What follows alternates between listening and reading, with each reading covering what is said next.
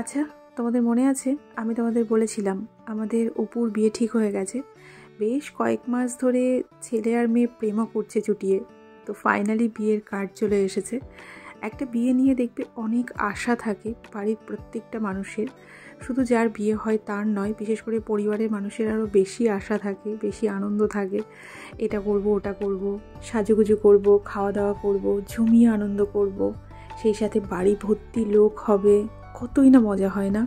আমাদের অপুর বিয়ে নিয়েও আমরা অনেক আশায় ছিলাম, ভেবেছিলাম অপুর বিয়ে হবে, আমরা সবাই মিলে খুব মজা করব, খুব আনন্দ করব, বরযাত্রী যাব, কন্যাযাত্রী আসবে, বাড়ি ভর্তি লোক হবে। এতদিন কাকিমারা বলেছেন যে অনুষ্ঠান হবে, মেয়ের বাড়ি থেকে অনুষ্ঠান করে বিয়ে দেবে, কিন্তু আপাতত কাকিমাদের মুখ থেকে যতটুকু যা শুনছি তাতে মনে হচ্ছে মেয়ের বাড়িতে অনুষ্ঠান হবে না। তো বিয়েটা কি করে কি হবে এখনও কিছু বলা যাচ্ছে না। কার্ড চলে এসেছে মানে বিয়ের ডেট ফিক্সড হয়ে গেছে, 12ই ফেব্রুয়ারি অপুর বিয়ে। কিন্তু কাকিমারাও জানে না আদৌ মেয়ের বাড়িতে অনুষ্ঠান হবে কি হবে না। তো পুরোটাই ধোঁয়াশার মধ্যে। তবে কাকিমাদের বাড়িতেও যে বিরাট বড় আয়োজন করা হবে এরকম নয়, হয়তো সাধারণভাবেই আয়োজনটা হবে। আমাদের গ্রামের দিকে বিয়ে কেমন হয়, কেমন অনুষ্ঠান হয়, হলে পরে অবশ্যই তোমাদেরকে আমি দেখাবো। কিন্তু যবে থেকে শুনেছি অপুর বিয়েতে অনুষ্ঠান হবে না, তবে থেকে না সবারই আমাদের মনে মনে একটু মন খারাপ। কারণ অপুর বিয়ে নিয়ে আমরা অনেকেই অনেক কিছু ভেবে রেখেছিলাম। আমার শ্বশুরমশাইরা না 4টে ভাই, তার মধ্যে বড় ভাই আর মেজো ভাই এই বাড়িতে থাকেন। উঠানটা একটাই উঠান ছিল, কিন্তু মাঝখান দিয়ে ঘর তোলার জন্যে উঠানটা ভাগ হয়ে গেছে। আর একটা ভাই থাকেন আমার বাপের বাড়ির পাড়াতে, আর আরেকজন থাকেন তেহট্টতে। আমাদের এই বাড়িতে না লাস্ট বিয়ে অপুরই হচ্ছে। বাকি 2 কাকা শ্বশুরের ছেলে মেয়ে আছে, কিন্তু তাদের বিয়ে খেতে তাদের বাড়িতে যেতে হবে।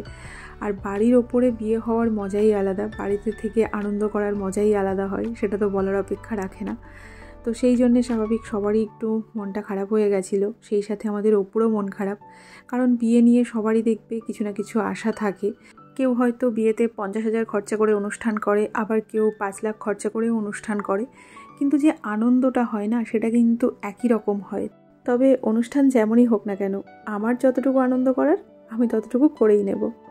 তো সবাইকে জানাই আমার অনেক ভালোবাসা, সেই সঙ্গে বড়দের আমার প্রণাম। আশা করি তোমরা সবাই ভালো আছো, আর যে যেখানে আছো ঈশ্বরের কৃপায় সুস্থ আছো। আজকে হলো 23 তারিখ, মঙ্গলবার। সকাল থেকে ব্লগটা শুরু করিনি, জানি না কেন ভালো লাগছিল না। তারপর হঠাৎ করেই সন্ধ্যাবেলায় কাকিমাদের বাড়িতে এলাম। আসলে কাকিমাদের বাড়িতে আসিনি, আমরা গেছিলাম পাশের বাড়িতে। আমাদের পাশের বাড়িতে ফ্যানে কোনোভাবে আগুন লেগে গেছিলো। তো ওই বাড়িতে একটা দাদু আর ঠাকুমা থাকেন। তো ওনারা খুব চিৎকার চেঁচামেচি করছিলেন, আর ওই বাড়ির দাদুটা না অসুস্থ থাকেন। তো সেই জন্য আমরা ভেবেছিলাম হয়তো দাদুর শরীর খারাপ করছে, তো আমরা সবাই ছুটে গেছিলাম। তো ওই বাড়ি থেকে ফেরার সময় কাকিমাদের বাড়িতে ঢুকে বসে পড়েছি।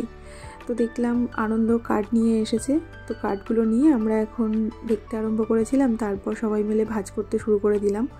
আসলে আমার না ফোনের স্টোরেজের একটু সমস্যা হচ্ছে, অনেক ভিডিও করা হয়ে যাচ্ছে, যার জন্যে এডিট করতে সমস্যা হচ্ছে, সেই সাথে ফোন ফুল হয়ে যাচ্ছে। তো সব মিলিয়ে একটু খিজিবিজি চলছে, আর দাঁতে ব্যথা তো আছেই, সেই জন্যেও বলতে পারো ভালো লাগছে না কিছু করতে। তবে কাকিমাদের বাড়িতে এসে যখন দেখলাম যে অপুর বিয়ের কার্ড চলে এসেছে, তখনই ভিডিওটা শুরু করে দিয়েছি। ভাবলাম না, এই মুহূর্ত থেকে যদি বিষয়গুলোকে ক্যাপচার না করি তাহলে আমারই ভালো লাগবে না, পরে আমি আফসোস করব। তো এদিকে কাকিমার মনটা একটু খারাপ, ওই একটাই কারণ, সবারই কম বেশি মনের মধ্যে একটু খারাপ লাগা আছে। যতই হোক ছোট ছেলের বিয়ে বলে কথা। আর এদিকে আমাদের হবু বউ ফোন করেছে, মানে ভিডিও কল করেছে, আর অপু এখন কার্ডগুলোকে দেখাচ্ছে। তোড়জোড় শুরু হয়ে গেছে। বুঝলাম যে এরকম যদি শীত পড়ে তাহলে অপুর বিতে নাও ক্যামেরা করতে হবে না তো কি থাকবে না নিয়ে তো ছেলে কোনো ঠান্ডা লাগবে লাগু ঠান্ডা শোয়া চয়ের করে দিতে গেলি। 12 তারিখে হলো অপুর বিয়ে, আর 14 তারিখে হলো সরস্বতী পুজো। আর সরস্বতী পুজোর পরের দিন থেকেই আমাদের গ্রামের নামযজ্ঞটা শুরু হয়। ওটা হলো আমাদের গ্রামের সবথেকে বড় অনুষ্ঠান। তো সব অনুষ্ঠান মনে হচ্ছে একসঙ্গে হবে। তো যাই হোক, ভালোই হবে, সেই কটা দিন বেশ মজায় কাটবে। আর আমি না লোকজন খুব পছন্দ করি, সবাই আসলে মজায় থাকলে আমার বেশ ভালোই লাগে। তো আমি তো ভীষণ এক্সাইটেড কবে অপুর বিয়েটা আসবে। এই আসবে আসবে এইটুকুই আনন্দ, জানো তো, এসে গেলে আবার চলেও যাবে। তো এই যে সবাই মিলে কাজ করছি, এই মুহূর্তগুলো তখন মনে হবে ইস আর 2 দিন যদি থাকতো। কাকিমাদের বাড়িতে অনেকক্ষণই কাটালাম, সবার সঙ্গে বেশ গল্পগুজব হলো, হাসি ঠাট্টা হলো। এবার একটু বাড়িতে যাব। খুবই আশা করেছিলাম, যেমনটা তোমরা ছোটির মুখে শুনলে, অপুর বিয়ে নিয়ে আমাদের প্রত্যেকেরই কম বেশি আশা ছিল। আমি আর ছোটি তো কত পরিকল্পনাও করেছিলাম। তো আজকে না দুপুরে একটু ডাল রান্না করেছিলাম, মুসুর ডাল। তো সেখান থেকে খানিকটা ডাল তুলে ছোটিকে একটু দিতে চলে এসেছি। ও রুটি দিয়ে ডাল দিয়ে খাবে, আর আমিও ঘরে এসে আমার খাবারটা একটু বেড়ে নেব। রাতের জন্যেও আমি ভাতই করেছিলাম, কিন্তু কাকিমাদের বাড়ি থেকে আসার সময় কাকিমা রুটি দিল, সেই জন্যে আজকে রাতে রুটিই খাবো। আর আমি তো তোমাদের বলেছি রুটি খেতে আমি বেশি ভালোবাসি, ভাতটা সকালে না হয় গরুকেই দিয়ে দেব। এবার প্রথমেই একটা কথা বলি, কালকে কাকিমা যে পিঠেটা দিয়েছিল সেটা খারাপ ছিল, আর সেটাই আমি তোমাদের বলেছি।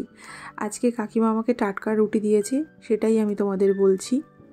ভালোটাকে আমি ভালোই বলবো, খারাপটাকে আমি খারাপই বলবো। প্রত্যেক দিন আমার জীবনে যে সব কিছু ভালো চলবে এরকম হতে পারে না, বা প্রত্যেক দিন আমার জীবনে যে সব কিছু খারাপ চলবে এরকমও হতে পারে না। অনেক সময় সম্পর্ক খারাপ হয়, অনেক সময় সেই সম্পর্কগুলোই ভালো হয়ে যায়। তবে আমি না ওই লোক দেখানো করতে পারি না, যেটা আছে সেটা আছে। তো সেই জন্যে হয়তো হতে পারে কারোর আমার কথা খারাপ লাগতে পারে, তো আমারও তো অনেক কিছু খারাপ লাগে, তাই না? তো আমার খারাপ লাগাগুলো কেন আমি বলবো না। আর আমার বর আমাকে এটা শিখিয়েছে যে দুনিয়াতে আগে নিজের খারাপ লাগার ইম্পর্টেন্স দাও, তারপর সবার খারাপ লাগার ইম্পর্টেন্স দেবে। কারণ আজ থেকে 3-4 বছর আগেও না আমার জীবনটা একটু অন্যরকম ছিল। সারাক্ষণ আমি অন্যকে নিয়ে বেশি চিন্তা করতাম, অন্যকে বেশি ইম্পর্টেন্স দিতাম, কিন্তু তার তুলনায় আমি কিছুই পেতাম না। সেটা আমার শ্বশুরবাড়ি হতে পারে, আমার বাপের বাড়ি হতে পারে, আমার মা বাবা হতে পারে, আমার শ্বশুর শাশুড়ি হতে পারে, যেই হোক না কেন XYZ। তো এটা নিয়ে আমার সংসারে প্রচণ্ড পরিমাণে অশান্তি হতো, যেটা আমার বরের সঙ্গে আমার হতো। আমাদের ব্যক্তিগত কারণের থেকেও না অন্য কারণ নিয়ে আমাদের বেশি অশান্তি হতো। হয়তো আমার মা বাবার মধ্যে কিছু একটা হলো, মা আমাকে ফোন করে বলল, বাবা আমাকে ফোন করে বলল, সেটা নিয়ে আমি হয়তো টেনশান করছি, ডিস্টার্ব আছি। আমার বর আমাকে একটা ভালো কথা বললেও সেই মুহূর্তে আমি রেগে যাচ্ছি। তো স্বাভাবিক আমাদের দুজনের মধ্যে সম্পর্কটা খারাপ হচ্ছিল, অথচ ওদিকে মার আর বাবার সব কিছু ঠিক হয়ে গেল। মানে আমি তোমাদের একটা ছোট্ট উদাহরণ দিলাম। তো এইরকম অনেক ঘটনা আছে যেগুলো থেকে একটা সময় আমি বুঝেছি সবাই সবার জায়গায় ঠিক, সবার সব কিছু ঠিক হয়ে যাচ্ছে, কিন্তু মাঝখান থেকে আমার সব কিছু ডিসব্যালেন্স হয়ে যাচ্ছে। সেই জন্যে আমি আমার নিজের সংসারের প্রতি ফোকাসটা করেছি। যবে থেকে একটু হলেও ছাড়তে শিখেছি না, তবে থেকে আমি খুব ভালো আছি। এখন আমার বাপের বাড়িতে কী চলে সেটাও আমি দেখতে যাই না, আমার শ্বশুরবাড়িতে কী চলছে সেটাও আমি দেখি না। যখন কোনো কিছু খুব খারাপ লাগে সেটা হয়তো বলি। তবে হ্যাঁ, বিষয়গুলো ছাড়তে বা কাটিয়ে উঠতে আমার 1-2 দিন লাগেনি, কিন্তু 2012 সাল থেকে 22 সাল লেগে গেছে আমার। তারপর আমি বিষয়গুলোকে কাটিয়ে উঠতে পেরেছি, ছাড়তে পেরেছি। তো বলতে পারো 1 যুগ পর আমি নিজেকে সেই জায়গায় দাঁড় করাতে পেরেছি। তবে হ্যাঁ, এখন আমি আমার বরের সঙ্গে খুব ভালো আছি, আর ওর উপরে অত্যাচারটাও কমই করি এখন। আগে সত্যিই খুব অত্যাচার করতাম, ও আমাকে অনেকটা সহ্য করেছে। ওই বাড়ির কিচিবিচি নিয়ে সবসময় রেগে থাকতাম, তো আর তখন কি করব, ওই যাকে মানুষ নরম পায় তাকেই বলে। আর ও আমাকে একটা কথাই বোঝাতো, কেউ বাচ্চা নয়, তোমার মা বাবাও ছোট নয়, আমার মা বাবাও ছোট নয়, তো সবাই সবার জায়গায় ঠিক, তারা সবাই সবারটা বুঝছে, তাহলে তুমি কেন তোমারটা বুঝছো না? তো আস্তে আস্তে আস্তে আস্তে ওর কথাটাও আমি বুঝেছি, হ্যাঁ সত্যিই তো আমাকেও আমারটা বুঝতে হবে। তো আজকের দিনে দাঁড়িয়ে আমি একটু হলেও আমারটা বুঝতে শিখেছি। আর এখন যখন আমি আমারটা বুঝতে শিখেছি, এখন সেটা অনেক মানুষের খারাপ লাগছে, এমনকি তোমাদেরও অনেক মানুষের খারাপ লাগে। আমি ভীষণ সেলফিশ, তোমরা আমাকে যা বলো বলো, আমি জানি আমি কি। আমি কাউকে কোনো কিছু ক্লিয়ার করতে আসিনি এখানে। আমার খারাপ লাগা বা আমার ভালো লাগা সবটাই আমি এখানে বলবো। যার আমাকে নিয়ে যা ভাবার সে তা ভাবতে পারো, কারণ জীবনটা আমার। প্রত্যেকটা দিন যখন আমি খারাপ কাটিয়েছিলাম তখন আমার পাশে কেউ ছিল না, এমনকি তোমরাও ছিলে না। তখন তো আমি চ্যানেল ক্রিয়েট করিনি, তো সেই দিনগুলোকে আমি সাফার করেছি। কষ্টটা যখন আমার, ভালো লাগাটাও আমারই থাকা উচিত। এখন যখন আমি ভালো আছি, সেই ভালোবাসার জায়গাটাও আমারই থাকা উচিত। তো যাই হোক, সেগুলো বোঝানোর ক্ষমতাও আমার নেই। আর 1-2 মানুষ আছে, সবাই নয় কিন্তু, 1-2 মানুষ আছে যাদের বোঝার ক্ষমতাও নেই, যারা আমাকে খুব বাজেভাবে কিছু কথা বলে, তাদের কথাতে আমার খারাপ লাগে না। আমি শুধু একটা জিনিস ভাবি, তাদের কত সময় আছে। কারণ আমি জানি যারা আমার ভিডিও দেখো, তোমরা যারা আমাকে খুব ভালোবেসে দেখো, তারাও হয়তো আমার ভিডিও স্কিপ করে দেখো, কিন্তু যারা আমাকে নেগেটিভ কমেন্ট করে না, তারা পুঙ্খানুপুঙ্খভাবে আমার ভিডিও দেখে এবং আমাকে অশিক্ষিত, ছোট লোক, রাক্ষসী, না জানি আরও কত কিছু বলে। আমি শুধু ভাবি এদের কি জীবনে কোনো কাজ নেই? আমি সারাদিনে যতটুকু কাজ করি তারপর আর নিজের জন্যই সময় বের করতে পারি না। কারোর সঙ্গে হয়তো ফোনে কথা বলতেও আর ইচ্ছে করে না। নির্দিষ্ট 2টো আইডি থেকে আমাকে এত বাজেভাবে মন্তব্য করা হয় এবং আমাকে কমেন্টগুলো করার পর না কমেন্টটা ডিলিটও করে দেয় যাতে তোমরা দেখতে না পাও। তবে জানো তো, ওদের পেছনে সময় দেওয়ার মতন সময় আমার জীবনে নেই। ওদের কমেন্টগুলো দেখার সঙ্গে সঙ্গে আমি একটা লাভ রিঅ্যাক্ট করে দিই যাতে আমার চোখের সামনে থেকে কমেন্ট দুটো চলে যায়। আজকে না এই কালো জিরেগুলো ধুয়ে দিয়েছিলাম, তো এটা এখনও ভেজা ভেজা আছে, শোকায়নি। সেই সাথে এই কালো জিরের মধ্যে না অনেক ইঁদুরের পটি আছে। যখন কালো জিরেটা আনা হয়েছিল তখন অতটা খেয়াল করিনি, কৌটার মধ্যে ভরে রেখেছিলাম। তো কালকে যখন ধুতে গেছি তখন দেখছি অনেক ইঁদুরের পটি। তো এত ইঁদুরের পটি তো বাছা সম্ভব নয়, জানি না অতটা কালো জিরে কী করব। ও বাড়িতে আসুক, তারপরেই দেখা যাবে। যদি বিক্রি করার হয় বিক্রি করে দেব, না হলে যদি কারোর বাড়িতে হয় তখন পাল্টে নিয়ে আসবো। তবে এখন আপাতত একটু জল গরম বসাচ্ছি। আর ইলেকট্রিক কেটেলটা বাড়িতে আনার পরে অনেকটাই সুবিধা হয়েছে জানো তো।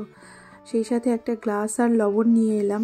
হ্যাঁ, লবণ জল মিশিয়ে একটুখানি মুখে রাখবো আর কি। এটা করার পর থেকে সত্যিই আমি অনেক ভালো আছি। একটা বোন আমাকে প্রথমে বলেছিল, ও হয়তো সম্ভবত ডেন্টিস্ট, আর সেই সাথে আরও কয়েকজন আমাকে বলেছো।